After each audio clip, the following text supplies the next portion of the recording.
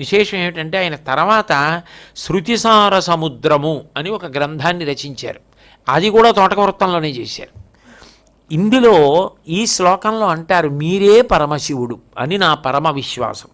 భవయేవ భవానితమే నితరాం అంటారు. మీరే శివుడు అని నా మనస్సునందు దృఢమైనటువంటి విశ్వాసం పుట్టింది.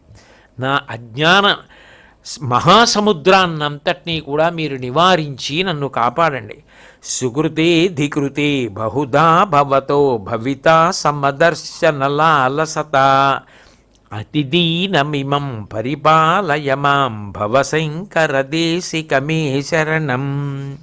తెలిసో తెలియకో గొప్ప పుణ్యం ఏదో నా వలన జరిగింది. ఆ కారణం చేత ఆత్మదర్శనం చెయ్యాలి, సమదర్శనం పొందాలి అన్న అనురక్తి కలిగినది. అయితే అది అందుకోవడానికి కావలసినంత సమర్థత నాకుందా? లేదు. కాబట్టి నేను దీనుడిని. అతి దీనమిమం పరిపాలయ మాం, అంత దీనుడనైన నన్ను మీరు ఉద్ధరించాలి.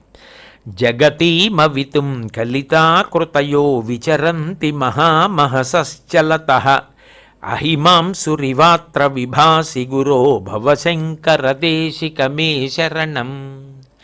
ఎందరో మహాత్ములు ఈ భూమి మీద అనేక ఆశ్రమాలలో ఉన్నవారు, గృహస్థులుగా ఉన్నవారు, బ్రహ్మచారులుగా ఉన్నవారు, సన్యాసులుగా ఉన్నవారు, వానప్రస్థులుగా ఉన్నవారు భూమి అంతటా తిరుగుతూ తమ తమ కాంతులను ప్రసరించి జ్ఞానజ్యోతులను వెలిగించారు.